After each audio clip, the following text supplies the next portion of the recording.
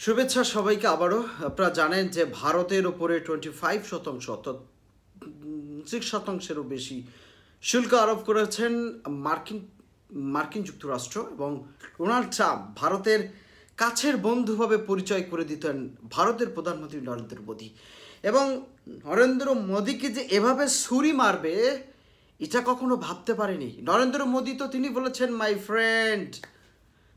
Friend যে খেলাটা খেলে দিল সেটা সত্যিকার অর্থে এই ভারতীয়দের জন্য প্রচণ্ড আকারে আঘাত। ভারতের অপরাধ হচ্ছে রাশিয়ার কাছ থেকে তেল কেনার জন্য তাদের এই অপরাধ, এবং তারা যদি তেল কেনে অতিরিক্ত 25% শুল্ক দিয়ে দিবে। এমনিও তো ভারত তাদের শুল্ক রয়েছে, এমনকি আরও অ্যাডিশনাল 10% রয়েছে যদি ওই আপনার যে অর্থনৈতিক জোটটা হয়েছে আপনার ব্রিক্সের মতন জায়গায়, সেখানে কিন্তু আরও 10% এডিশনাল শুল্ক রয়েছে। এমন অবস্থায় প্রচণ্ড আকারে ক্ষোভ ভারতীয় সরকারের ওপরে, এবং ভারতের গভর্নমেন্ট যে একটা রাজনৈতিক কোণঠাসার মধ্যে আছে, তারপরে অর্থনৈতিক এই চাপ, তারপরে গোটা দক্ষিণ এশিয়ার কোনো রাষ্ট্র তাকে পছন্দ করছে না। তবে হ্যাঁ, ভারত পাকিস্তানের মধ্যে যুদ্ধে সিঁদুর খেলায় ভারতের প্রধানমন্ত্রী নরেন্দ্র মোদী তিনি অবাক হয়েছেন যখনই আমেরিকার প্রেসিডেন্ট ডোনাল্ড ট্রাম্প তিনি হঠাৎ করে টুইট করলেন যুদ্ধবিরতি, সিজফায়ার। প্রিয় দর্শক শ্রোতা, এটা নিয়ে আজকে আলোচনা করব। আলোচনার শুরুতে আপনাদের কাছে অনুরোধ, যারা আমার আলোচনাটি কন্টিনিউ দেখে থাকেন প্লিজ সাবস্ক্রাইব আওয়ার চ্যানেল।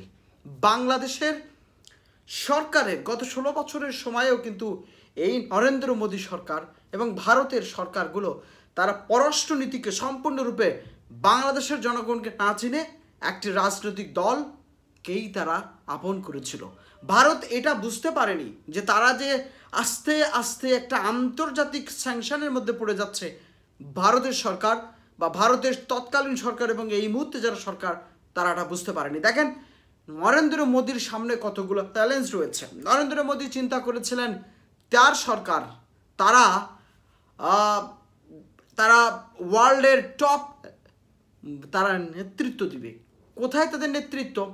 মার্কিন যুক্তরাষ্ট্রের ডোনাল্ড ট্রাম্প যখন ক্ষমতায় এসেছিলেন, এই সময়ে এই যে পরবর্তী সময়ে তিনি যখন ক্ষমতা এসেছেন, ভারত এমন উৎসাহ প্রদান করেছিল, তাতে মনে হয়েছিল কোনো ভারতের নাগরিক তিনি হয়তো বা মার্কিন যুক্তরাষ্ট্রের ক্ষমতায় এসেছেন। দুর্ভাগ্য, ভারতের সাধারণ জনগণের মাঝে এখন কষ্ট হবে, কারণ তাদের জীবন যাপনের জন্য তাদের যে অর্থনৈতিক কষ্ট বা যে দৈনন্দিন কাজের যে অর্থনৈতিক যে চাপ তারা পড়বে, সেটা দুর্ভাগ্য।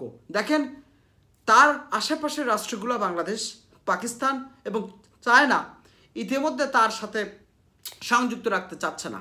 ভারত চেষ্টা করলেও ইউরোপের কোনো দেশের সাথে তিনি ইউরোপের অন্তর্ভুক্ত হতে পারবেন না।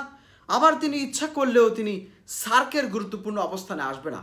নরেন্দ্র মোদী গভর্নমেন্ট মূলত তার যে রাজনৈতিক খেলা, সেই রাজনৈতিক খেলাটাকেই তৈরি করতে যেয়ে মূলত তিনি অবাক হয়েছেন এবং তিনি হতাশ হয়েছেন।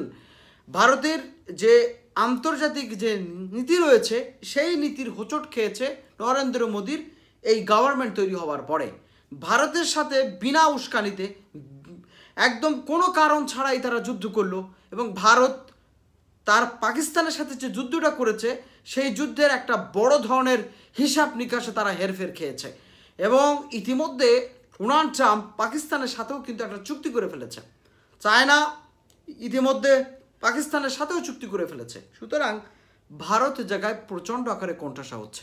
ভারতের অর্থনীতি এই মুহূর্তে খুবই খারাপ দিকে যেতে পারে, এবং নরেন্দ্র মোদী গভর্নমেন্ট যে রাজনৈতিক হাতিয়ার হিসেবে বাংলায় যারা কথা বলে, বাংলা ভাষায় যারা কথা বলে, তাদেরকে নিয়ে যে রাজনৈতিক গেম খেলছে, এবং তিনি সামনের ইলেকশনগুলোতে, বিশেষ করে অঙ্গরাজ্যের ইলেকশনগুলোতে, কেন্দ্রীয় ইলেকশনগুলোতে তিনি যে ট্রাম্প কার্ড ছাড়ার চেষ্টা করেছিল, সেই জায়গায় মার্কিন যুক্তরাষ্ট্র একটা গেম খেলে দিয়েছিল। এই খেলায় আপাতত দৃষ্টিতে ভারতীয়দের মধ্যে একটা অবস্থান আপনারা দেখেছেন। মার্কিন যুক্তরাষ্ট্র ক্ষমতায় আসার পরে ডোনাল্ড ট্রাম্প তিনি যারা অবৈধ যারা ইন্ডিয়ান সিটিজেন ছিল তাদেরকে হাত খোড়া পরিয়ে খুব খারাপভাবে ভারত পাঠিয়েছিল, সেই জায়গায় বাংলাদেশি 39 জনকে যাদেরকে ধরা হয়েছে তাদেরকে সম্মানের সাথে দেশে ফেরত পাঠাতে হচ্ছে।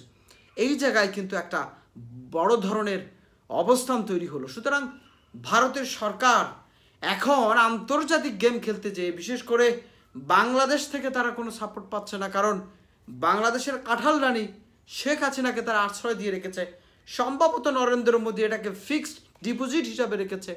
আবার অপরদিকে তার পার্শ্ববর্তী দেশ শ্রীলঙ্কা, পাকিস্তান, ভারতের সাথে সেরকম সম্পর্ক নেই। আর চায়নার কথা বললেই তো নয়, এই মুহূর্তে ভারতের পররাষ্ট্রনীতিতে প্রচণ্ড আকারে হোঁচট। এবং নরেন্দ্র মোদী গভর্নমেন্ট যে কংগ্রেসকে নিয়ে যেভাবে কথা বলেন, যেভাবে তিনি তৃণমূল কংগ্রেসকে নিয়ে কথা বলেন, তার যে ধরনের স্ট্র্যাটেজি, এই স্ট্র্যাটেজিতে যেটা হারার যে অবস্থান তৈরি হচ্ছে, তাতে মনে হচ্ছে নরেন্দ্র মোদীর এই সরকার কোনোভাবেই সফল হতে পারবে না। এবং তার পররাষ্ট্রনীতিতে যদি চেঞ্জ না আনে বা এই ধরনের অবস্থান যদি সে তৈরি করতে থাকে, তাহলে সামনের সরকার গঠন তো দূরের কথা, কতটি আসন পাবে সেটাই দেখার বিষয়।